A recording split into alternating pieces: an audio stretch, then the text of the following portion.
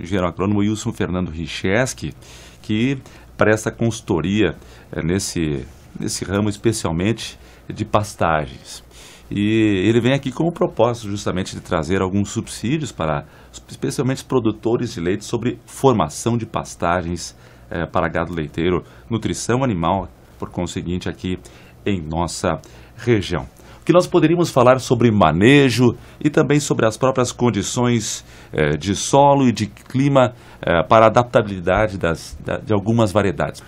Assim, nós estamos chegando agora já entramos no verão, no caso, né? É o período mais quente e o produtor agora vem a implantar as pastagens de verão, que são as mais usadas na região, é o capim-sudão e o milheto, né? Que são as variedades mais adaptadas para a nossa região aqui, para a época do ano. E você começa a plantar essas culturas ali no início de setembro, metade de setembro em diante, e vai até fevereiro, né?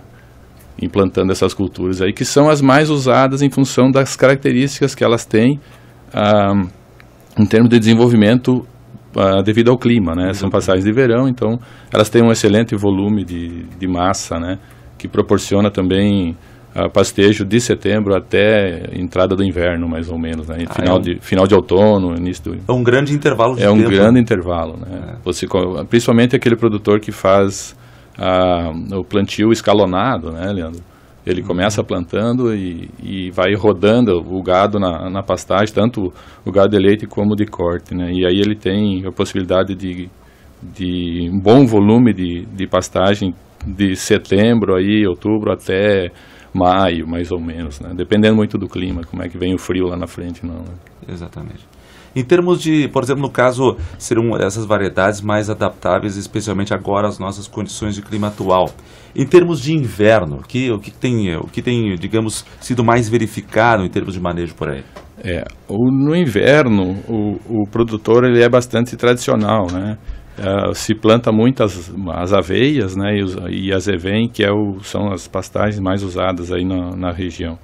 E também elas se adaptam muito bem à região, porque elas são de clima temperado, né? Então o frio não traz tanto prejuízo como as de verão, porque as de verão acabam morrendo, né? A geada chega tanto que as braquiárias que se produzem no centro-oeste e no interior de São Paulo, elas são usadas aqui no verão, né? Se desenvolve bem, tem um bom volume de massa, mas quando chega o frio ela acaba morrendo, né? Então por isso que as nossas ainda são muito usadas lá na frente, né? No período de outono e inverno.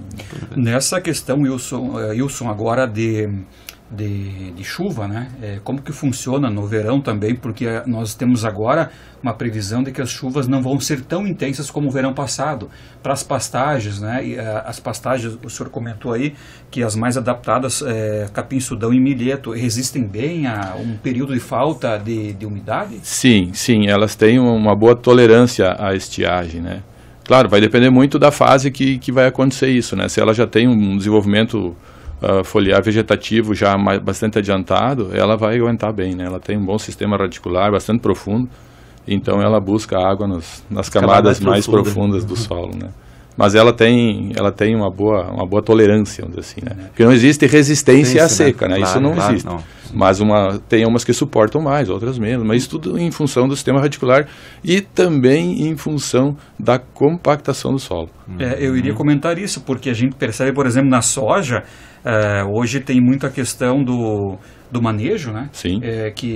Então tem lavouras que, por exemplo, a soja resiste mais ou menos à pareada. Sim. As sementes, hoje pelas pesquisas, tem variedades que resistem mais. Sim. À deficiência.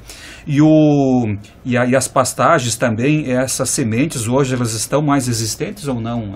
Não. Elas têm, é a característica de cada uma, principalmente em função de desenvolvimento radicular. É aí que vai mostrar a diferença a campo ou não, né? Aquele material que consegue quebrar essas camadas mais compactadas, ela vai ter uma tolerância maior, né? No caso especialmente aqui também, dessas variedades, Wilson, essas variedades mais adaptadas aqui na nossa região. Em termos de nutrição, para esse gado leiteiro, tem também atendido bem os propósitos? Tem. A pesquisa vem desenvolvendo materiais novos, né, nesse aspecto, mas tem, tanto que se você considerar o volume de leite, principalmente produzido aqui na região noroeste, ele é dos mais significativos que tem no estado, né? Então isso também se dá muito em função da qualidade da pastagem e do investimento que o produtor faz no solo. A pastagem, ela tem uma ligação muito forte com a qualidade do leite? Tem, com certeza tem, né? Quanto melhor a pastagem, melhor a qualidade, melhor o investimento no solo, você vai ter um retorno maior lá na produção leiteira, né? Claro. Esse investimento no solo, esse planejamento para investimento no solo, por exemplo, para a formação de pastagens, ele difere um pouco do planejamento, logicamente, para quem vai plantar, para quem vem implantar, por exemplo, uma lavoura de soja. O que seria essencial para o produtor levar em conta, de modo a obter uma boa produtividade? O básico é fazer análise de solo. Né? Faz uma análise, existem muitos programas, hoje softwares que você joga a tua análise no sistema e ele vai te dar um balanceamento daquilo que você tem, daquilo que você precisa na quantidade certa. Porque nós temos a lei dos mínimos, né, em solos, então você não pode jogar em excesso também, né?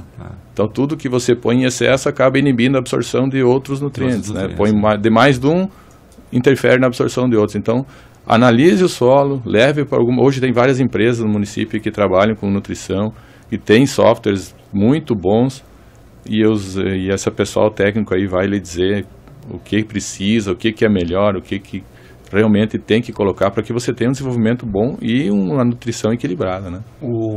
A rotação também na pastagem é importante, porque a gente fala, né, você não pode plantar só milho em cima de lavoura de milho. Exato.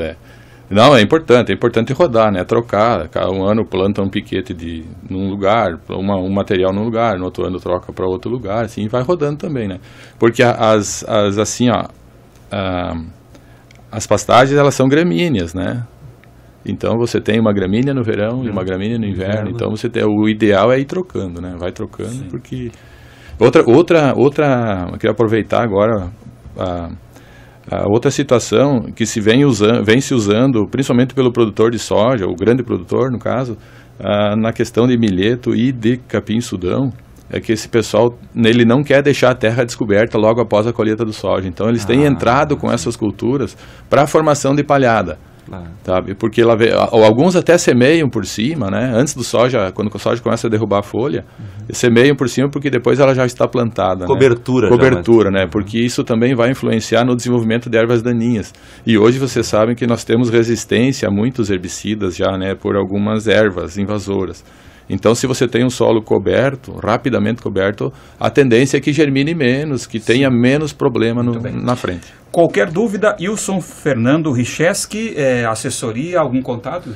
O meu telefone é o 55999639363. É bem distribuído. O número antigo, é 9963-9363. Isso aí. Só no ímpar, só deu no ímpar. Só deu ímpar. Beleza, obrigado, Wilson. Tá bem, eu que agradeço, um abraço.